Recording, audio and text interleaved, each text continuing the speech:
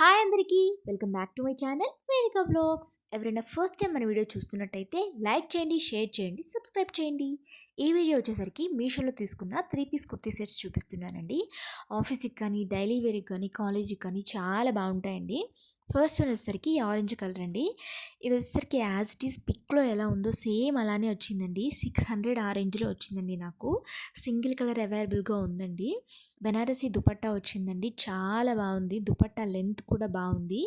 దుపట్టా కోసమైనా తీసుకోవచ్చండి, అంత బాగుంది డ్రెస్. పిక్లో ఉన్నట్టే వచ్చిందండి. ఒకసారి కావాలనుకుంటే చెక్ చేయండి.